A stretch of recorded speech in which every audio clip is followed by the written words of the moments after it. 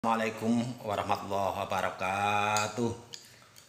Teman-teman semua yang saya hormati, lalu bagaimana posisi, kedudukan, sifat dan sikap kita atau kalangan hakikat makrifat, pandangannya terhadap pengamalan ilmu syariat. Menurut saya pribadi, pengamalan syariat, puasa, sholat, zakat, haji, wajib dan harus, teman-teman. Harus. Tidak berarti sudah ma'rifat, kemudian sudah hakikat, kemudian mengingkari, sembahyang nggak perlu, puasa nggak perlu, nggak ada siksa kubur. Ini nggak begitu. Nah, teman-teman, harus rusak tatanan. Diturunkannya syariat itu tujuannya agar kehidupan itu tentram, damai, nyaman, aman, tertib, teratur. Andai kata kok meniadakan itu, mau merusak tatanan kehidupan. Yang sudah merasa hakikat marifat, mau diamalkan. Bila seyogyanya malah memperkuat amalan-amalan syariat, sholat, mencegah perbuatan keji dan mungkar. Tujuan sholat kan itu. Nah, kalau perbuatan keji dan mungkar tidak dicegah, bagaimana? Ini sesungguhnya sholat ini adalah mencegah perbuatan keji dan mungkar. Keji dan mungkar kalau nggak dicegah, kekacauan. Apa mau dihalalkan? Apa mau diperbolehkan, teman-teman ya? Jadi malah harus wajib. Itu benteng syariat, syarat. Oleh karena itu, ada yang berprinsip sebelum syariatnya menguasai, tidak akan diajarkan hakikat maupun makrifat itu betul. Supaya ngerti tatanan dan ngerti pentingnya, perlunya, keharusannya suatu tatanan ditegakkan.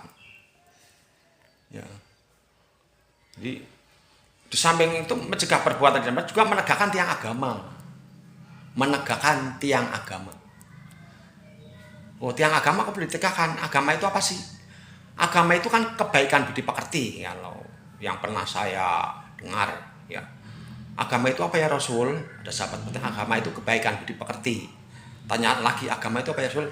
Agama itu adalah kebaikan budi pekerti. Lah kalau kebaikan budi pekerti tidak ditegakkan, kacau. Teman-teman. Kemudian sholat juga termasuk mengingat Allah. Pahalanya besar mengingat Allah.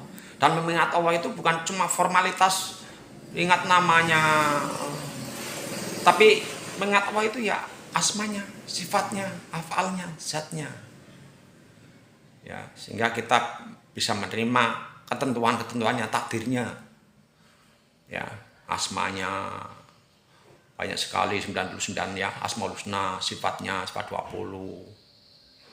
Terus afalnya apapun yang terjadi itu semua adalah dari Allah. Oleh karena itu kita walaupun pahit kita menerima, tawakal. Jangan berontak, jangan protes, jangan anarkis. Kita kembalikan kepada Allah. Kemudian zatnya apapun yang ada di dunia ini adalah maujudnya, fitrahnya, manifestasinya. Oleh karena itu kita harus memayu hayuning bawono, harus ngapik-apik, harus menjaga kelestariannya, tidak membuat kerusakan-kerusakan. Itu perlu, syariat perlu. Siksa kubur nggak ada di sana neraka dan surga.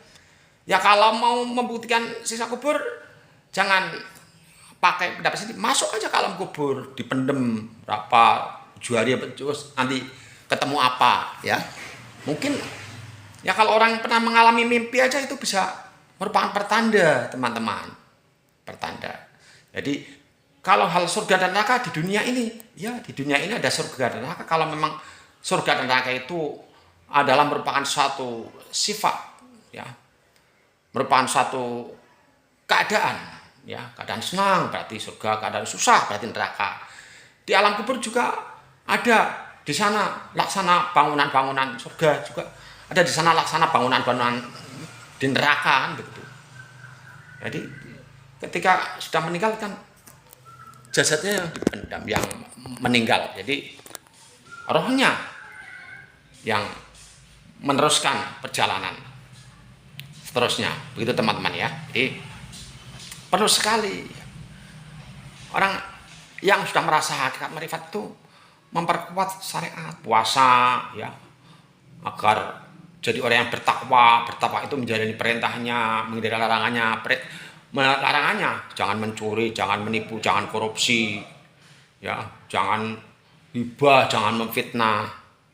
Lah, andai kata itu digugurkan, apa mau menghalalkan semua perbuatan-perbuatan kemungkaran? Ya, begitu teman-teman. Jadi hakikat marifat kalau memang dalam penyampaiannya itu memang tentang hakikat marifat, ya itu dikaji aja tentang itu, dikaji bagaimana. Ya, kalau sudah mengerti Allah itu wa ma'akum aina ma kuntum, kalau sudah dimengerti Allah itu wa nahnu aqrabu ilaihi min hablil warid, kalau sudah mengerti Allah itu ya Allah apa itu ada pada segala sesuatu, ya dia Allah ya ada pada segala sesuatu. Kalau sudah mengerti itu, dimengerti, disadari ya. Tapi untuk sampai kepadanya tidak cukup dimengerti, disadari, diklaim. Kita harus menuju kepadanya. Menujunya itu ya bukan pakai mobil atau pakai pesawat, ya bukan, tapi pakai ilmu. Barangkali ada yang berbicara sebagai perantara arwahnya si tokoh ini, ya itu monggo saja. Tapi menurut kami, logika kami aja, orang arwah kok jadikan perantara, ya teman-teman. Yang di sana bagaimana kondisinya aja kita tidak tahu pasti, yang tahu hanya Allah. Ya jadikan perantara itu orang yang masih hidup, orang soleh. Itu pun perantara untuk mendapatkan keilmuannya, ilmu yang mengantarkan kita kepadanya. Ya, bukan kita pasrah hidup mati kepada orang itu. Pasrah itu hidup mati kepada Allah, bukan kepada hamba, bukan kepada selain Allah. Itu sudah. Gimana hukumnya kalau gitu? Jadi hidup mati itu serahkan kepada Allah. Jadi tidak, ini hidup mati itu haknya Allah. Kita itu kepunyaan Allah, jangan diserahkan kepada selain Allah. Jadi kita berhubungan dengan sesamanya itu tujuannya mencari ilmu, ya mencari pengetahuan.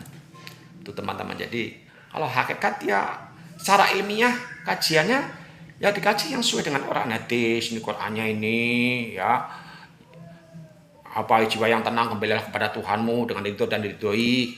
Kemudian ya kita berasal dari Allah dan akan kembali kepada Allah. Dan kemudian apa itu Allah, barang siapa mengenal dirinya maka dia mengenal Tuhannya. Itu disinkronkan. Kemudian tidak cukup mesti pakai guru. Harus kalau mengamal ilmu tanpa guru bisa setan gurunya. Itu barangkali gitu. Karena apa? Nasar-nasar.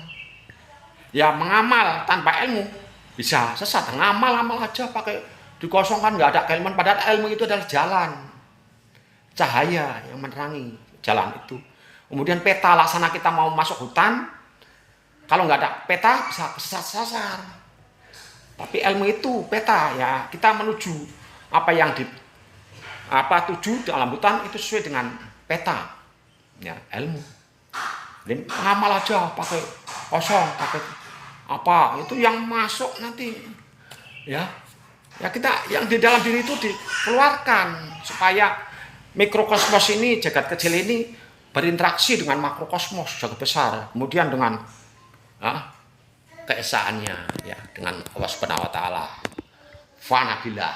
Itu begitu menurut kami teman-teman yang awam, ya. Kadang-kadang hati-hati teman-teman. Nah, kalau kajian agak marifat sudah tidak sesuai dengan Quran hadis, hati-hati, ya. Apa saja kalau nggak sesuai, ya karena kita orang Islam tentunya harus sesuai dengan hadis. Yang orang lain agama ya pedoman agamanya apa? Sesuai dengan pedoman agama, monggo. Ya, itu teman-teman. Jadi kalau yang namanya ilmiah itu ya kandungannya ilmu ada dalam Quran dan Sunnah, itu teman-teman ya. Itu ilmiah, bukan. Jadi seandainya sudah dijelaskan dalam Al-Quran, Allah bahwa apa itu Allah laisa kamitslihi syai'un, tidak serupa dengan apapun. Jadi sudah jangan di apa itu, kalau ada yang menyampaikan Allah itu berupa ini, berupa itu, berupa ini sosok, berupa ini sosok itu. Wah, kita harus menyembah dia karena dia perantaranya kepada Allah. Nah, ini enggak sesuai. Ya, karena Allah itu wujud itu kan harus yang bisa dilihat, yang harus bisa diraba. Iya, wujud terus bisa dilihat, cuma wujud Allah, hanya saja wujud Allah itu mata kita tidak bisa mampu memandang wujud Allah yang maha besar, maha halus. Ya teman-teman, kita masuk dalam air aja, mata kita nggak mampu memandang sesama makhluk yang jaraknya sekian, apalagi Allah yang lebih dekat daripada leher, yang dekat tidak bersatu, jauh tidak berpisah. Teman-temannya, udah kebetulan lagi kalau ada yang bisa menerangkan wujud Allah itu manusia ini. Nah, manusia itu kan sirna, fana, binasa, dan wujud Allah itu kekal, qadim, bentar, gugur mereka. Nah, sudah. Jadi saran saya kembali lagi, mari kita saling berbagi, saling mengingatkan, ya, karena setan-setan itu akan menyesatkan kita. Mereka itu seakan-akan itu bangga mereka itu. Kita itu terus nggak ngerti kalau itu adalah, ya, kalau mereka merupakan suatu program setan pun akan menerima karmanya, pembalasannya. In asantum li anfusikum wa in asatum falah, begitu teman. Barang siapa berbuat baik bagi dirinya sendiri, barang siapa berbuat jahat bagi dirinya sendiri. Jadi upaya-upaya untuk mereka untuk melakukan kejahatan kepada kita, ya sama halnya dia berbuat jahat pada diri sendiri, ya teman-teman. Mudah-mudahan Allah membentengi kita semua dan senantiasa dalam hidayahnya dan lain-lainnya teman-teman ya. Demikian, wassalamualaikum warahmatullahi wabarakatuh.